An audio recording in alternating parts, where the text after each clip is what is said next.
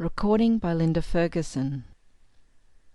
Their Dear Little Ghost by Elia Wilkinson Peattie. The first time one looked at Elspeth, one was not prepossessed. She was thin and brown, her nose turned slightly upward, her toes went in just a perceptible degree, and her hair was perfectly straight. But when one looked longer, one perceived that she was a charming little creature. The straight hair was as fine as silk, and hung in funny little braids down her back. There was not a flaw in her soft brown skin, and her mouth was tender and shapely. But her particular charm lay in a look which she habitually had, of seeming to know curious things, such as not as allotted to ordinary persons to know. One felt tempted to say to her, "What are these beautiful things which you know, and of which others are ignorant? What is it you see with those wise and pellucid eyes? Why is it that everybody loves you?" Elspeth was my little godchild, and I knew her better than I knew any other child in the world. But still I could not truthfully say that I was familiar with her, for to me her spirit was like a fair and fragrant road, in the midst of which I might walk in peace and joy, but where I was continually to discover something new. The last time I saw her quite well and strong was over in the woods, where she had gone with her two little brothers and her nurse to pass the hottest weeks of summer. I followed her, foolish old creature that I was, just to be near her, for I needed to dwell where the sweet aroma of her life could reach me. One morning when I came from my room, limping a little because I am not so young as I used to be, and the lake wind works havoc with me, my little godchild came dancing to me, singing, "Come with me and I'll show you my places, my places, my places." Miriam, when she chanted by the Red Sea, might have been more exultant, but she could not have been more bewitching. Of course I knew what places were, because I had once been a little girl myself, but unless you are acquainted with the real meaning of places, it would be useless to try to explain. Either you know places, or you do not, just as you understand the meaning of poetry, or you do not. There are things in the world which cannot be taught. Elspeth's two tiny brothers were present, and I took one by each hand and followed her. No sooner had we got out of doors in the woods than a sort of mystery fell upon the world, and upon us. We were cautioned to move silently, and we did so, avoiding the crunching of dry twigs. "The fairies hate noise," whispered my little godchild, her eyes narrowing like a cat's. "I must get my wand first thing, I do," she said in an awed undertone. "It is useless to try to do anything without a wand." The tiny boys were profoundly impressed, and indeed so was I. I felt that at last I should, if I behaved properly, see the fairies, which had hitherto avoided my materialistic gaze. It was an enchanting moment, for there appeared just then to be nothing commonplace about life.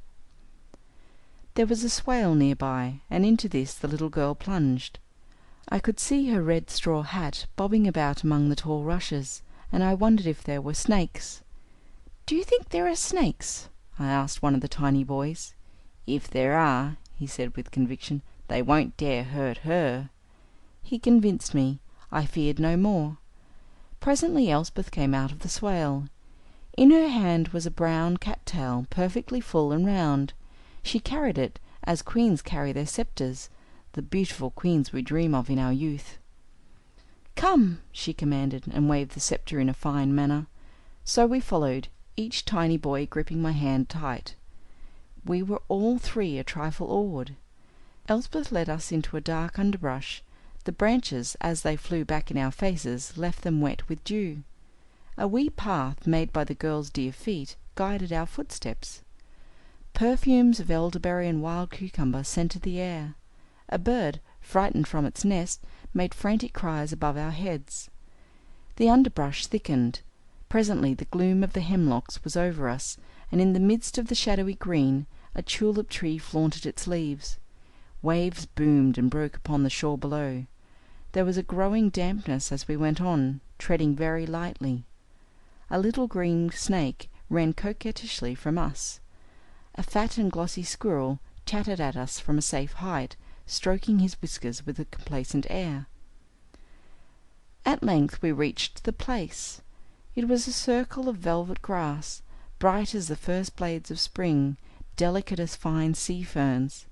The sunlight, falling down the shaft between the hemlocks, flooded it with softened light, and made the forest round about look like a deep purple velvet. My little godchild stood in the midst and raised her wand impressively. "This is my place," she said with a sort of wonderful gladness in her tone. "This is where I come to the fairy balls. Do you see them?" "See what?" whispered one tiny boy. "The fairies."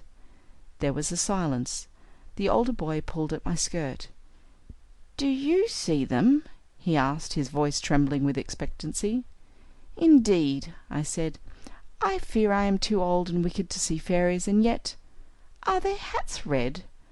"They are," laughed my little girl. "Their hats are red, and as small as small."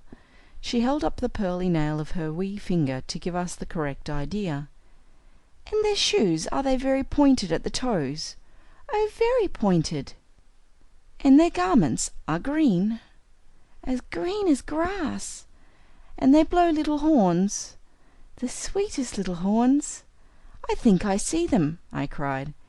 "We think we see them too," said the tiny boys, laughing in perfect glee. "And you hear their horns, don't you?" my little godchild asked somewhat anxiously. "Don't we hear their horns?" I asked the tiny boys. "We think we hear their horns," they cried.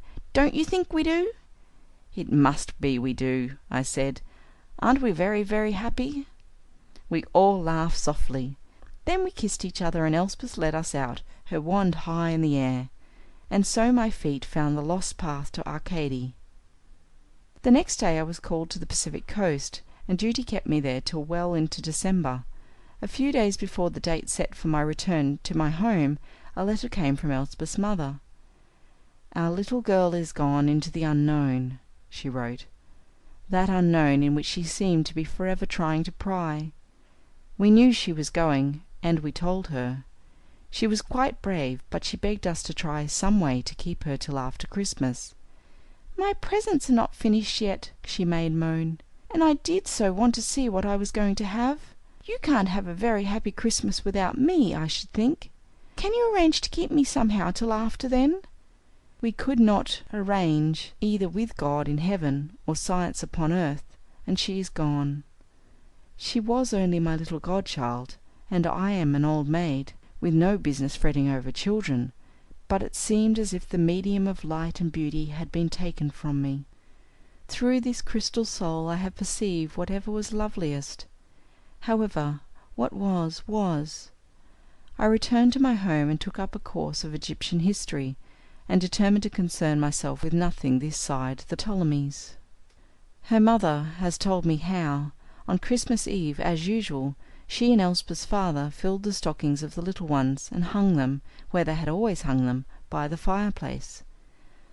They had little heart for the task, but they had been prodigal that year in their expenditures, and had heaped upon the two tiny boys all the treasures they thought would appeal to them. They asked themselves how they could have been so insane previously as to exercise economy at Christmas time, and what they meant by not getting Elspeth the auto-harp she had asked for the year before. "And now," began her father, thinking of harps, but he could not complete this sentence, of course, and the two went on passionately and almost angrily with their task. There were 2 stockings and 2 piles of toys. 2 stockings only, and only 2 piles of toys. 2 is very little. They went away and left the darkened room, and after a time they slept, after a long time. Perhaps that was about the time the boys awoke, and putting on their little dressing gowns and bed slippers, made a dash for the room where the Christmas things were always placed. The older one carried a candle which gave out a feeble light. The other followed behind through the silent house. They were very impatient and eager, but when they reached the door of the sitting room they stopped, for they saw that another child was before them. It was a delicate little creature, sitting in her white nightgown, with 2 rumpled funny braids falling down her back, and she seemed to be weeping. As they watched she arose, and putting out one slender finger as a child does when she counts, she made sure over and over again, 3 sad times, that there were only 2 stockings and 2 piles of toys, only those and no more. The little figure looked so familiar that the boys started toward it, but just then, putting up her arm and bowing her face in it, as Elspeth had been used to do when she wept or was offended, the little thing glided away and went out. That's what the boys said. It went out as a candle goes out. They ran and woke their parents with the tale, and all the house was searched in a wonderment and disbelief and hope and tumult, but nothing was found. For nights they watched, but there was only the silent house, only the empty rooms. They told the boys they must have been mistaken, but the boys shook their heads. "We know our Elspeth," said they. "It was our Elspeth, crying 'cause she hadn't no stockings and no toys, and we would have given her all ours, only she went out, just went out." Alack! The next Christmas I helped with the little festival. It was none of my affair, but I asked to help, and they let me, and when we were all through there were 3 stockings and 3 piles of toys, and in the largest one was all the things that I could think of that my dear child would love. I locked the boys' chamber that night, and I slept on the divan in the parlour of the sitting-room. I slept but little, and the night was very still, so windless and white and still that I think I must have heard the slightest noise, yet I heard none. Had I been in my grave, I think my ears would not have remained more unsaluted. Yet when daylight came and I went to unlock the boys' bedchamber door, I saw that the stocking and all the treasures which I had bought for my little godchild were gone. There was not a vestige of them remaining. Of course we told the boys nothing. As for me, after dinner I went home and buried myself once more in my history, and so interested was I that midnight came without my knowing it. I should not have looked up at all, I suppose, to become aware of the time, had it not been for a faint, sweet sound as of a child striking a stringed instrument. It was so delicate and remote that I hardly heard it, but so joyous and tender that I could not but listen. And when I heard it a second time, it seemed as if I had caught the echo of a child's laugh. At first I was puzzled. Then I remembered the little auto-harp I had placed among the other things in the pile of vanished toys.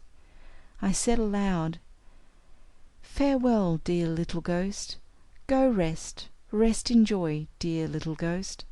Farewell, farewell." That was years ago, but there has been silence since. Elspeth was always an obedient little thing. End of Their Dear Little Ghost. Recording by Linda Ferguson.